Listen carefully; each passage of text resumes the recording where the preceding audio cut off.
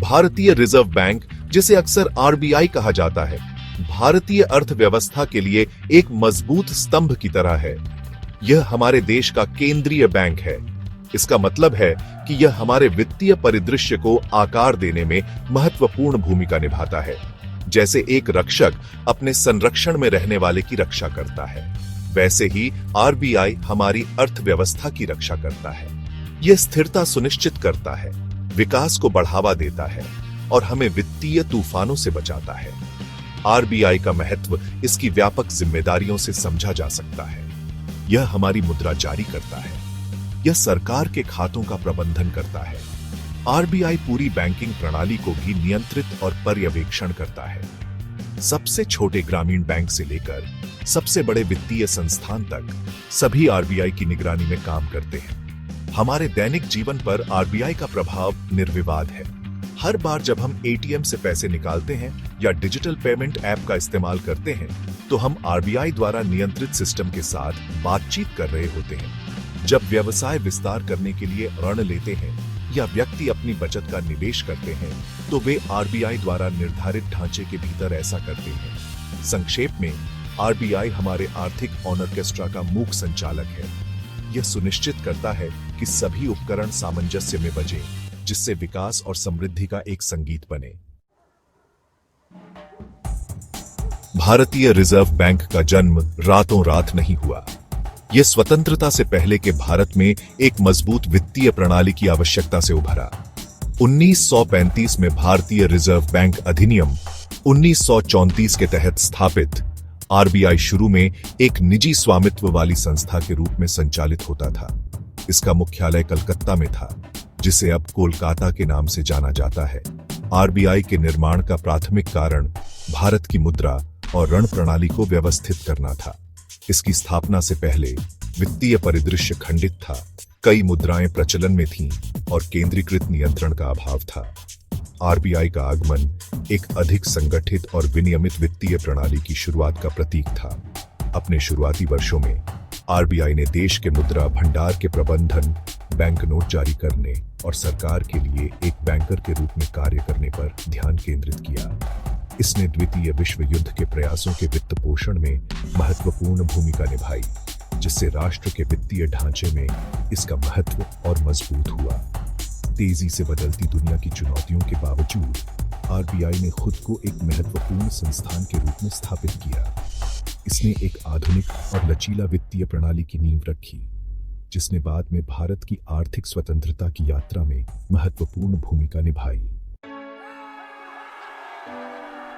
1947 का साल भारत के इतिहास में एक महत्वपूर्ण मोड़ था।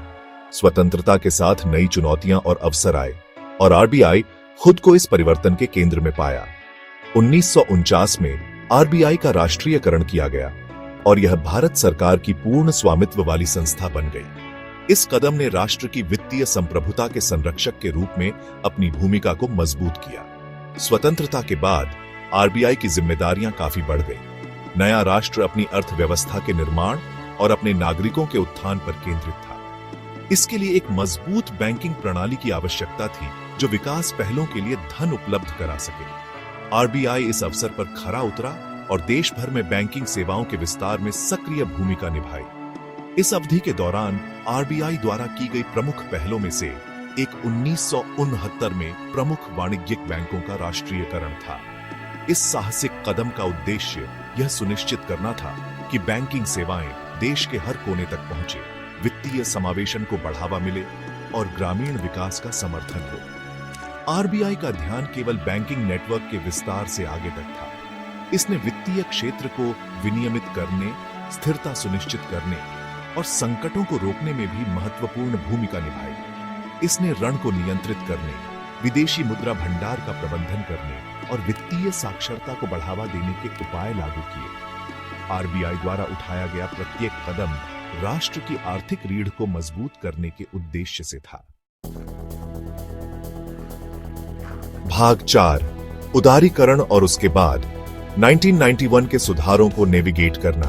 1991 का वर्ष भारत के आर्थिक इतिहास में एक महत्वपूर्ण क्षण था। देश ने उदारीकरण के रास्ते पर चलना शुरू किया। विदेशी निवेश के लिए अपने दरवाजे खोले और दशकों पुराने नियमों को खत्म किया। आर्थिक सुधारों के इस दौर ने भारत के काम करने के तरीके में एक बड़ा बदलाव लाया और आरबीआई ने इस बदलाव को नेविगेट करने में महत्वपूर्ण भूमिका निभाई। उदारीकरण की प्रक्रिया अपने साथ नई चुनौतियों का दौर लाई। भारतीय अर्थव्यवस्था अचानक वैश्विक ताकतों के संपर्क में आ गई, जिसमें प्रतिस्पर्धा बढ़ी और अंतरराष्ट्रीय मानकों के अनुकूल होने की आवश्यकता हुई। आरबीआई को नियंत्रण उन्मुख प्रणाली से बाजार संचालित ढांचे की ओर बढ़ते हुए अपने दृष्टिकोण को जल्दी से बदलना पड़ा। प्रमुख क्षेत्रों में से एक जहां आरबीआई ने महत्वपूर्ण भूमिका निभाई, वह था रुपये के बाजार निर्धारित विनिमय दर में संक्रमण का प्रबंधन। इसने विदेशी मुद्रा लेन देन पर नियंत्रण की जटिल प्रणाली को खत्म करने की दिशा में भी काम किया, जिससे देश में और बाहर पूंजी के आसान प्रवाह का मार्ग प्रशस्त हुआ। आरबीआई ने वैश्वीकृत अर्थव्यवस्था की चुनौतियों का सामना करने के लिए बैंकिंग क्षेत्र को मजबूत करने की आवश्यकता को भी पहचाना।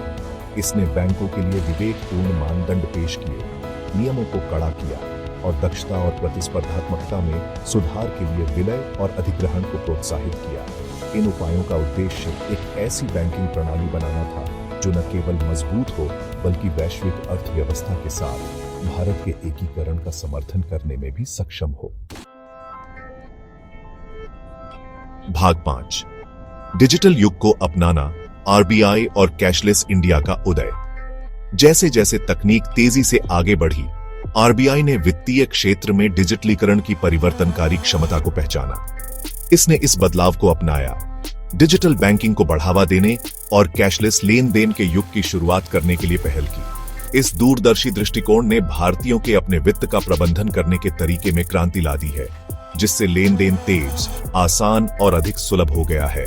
कम नकद अर्थव्यवस्था की ओर आरबीआई का धक्का विभिन्न इलेक्ट्रॉनिक भुगतान प्रणालियों की शुरुआत के साथ शुरू हुआ। रियल टाइम ग्रॉस सेटलमेंट या आरटीजीएस और नेशनल इलेक्ट्रॉनिक फंड्स ट्रांसफर या एनईएफटी ने त्वरित और कुशल फंड ट्रांसफर को सक्षम किया, जिससे कागज आधारित लेन देन पर निर्भरता कम हुई। इन प्रणालियों ने भारत में डिजिटल बैंकिंग की नींव रखी। सुलभ डिजिटल भुगतान विकल्पों की आवश्यकता को पहचानते हुए आरबीआई ने 2016 में यूनिफाइड पेमेंट्स इंटरफेस या यूपीआई लॉन्च किया। इस क्रांतिकारी प्लेटफॉर्म ने मोबाइल फोन का उपयोग करके बैंक खातों के बीच निर्बाध धन हस्तांतरण की अनुमति दी। यूपीआई का प्रभाव अभूतपूर्व था। लाखों भारतीयों, विशेष रूप से औपचारिक बैंकिंग से पहले से बाहर रहने वालों ने डिजिटल भुगतान को अपनाया। आरबीआई के प्रयास केवल डिजिटल लेन देन को सुविधाजनक बनाने से आगे तक बढ़े। इसने इन प्रणालियों की सुरक्षा और अखंडता को मजबूत करने पर भी ध्यान केंद्रित किया। डिजिटल वित्तीय पारिस्थितिकी तंत्र में विश्वास और आत्मविश्वास बनाने के लिए 2 कारक प्रमाणीकरण और मजबूत डेटा सुरक्षा मानदंड जैसे उपाय लागू किए गए थे। डिजिटलीकरण से जुड़े जोखिमों को कम करने में यह सक्रिय दृष्टिकोण महत्वपूर्ण रहा है, जिससे सभी के लिए ऑनलाइन लेन देन सुरक्षित हो गया है।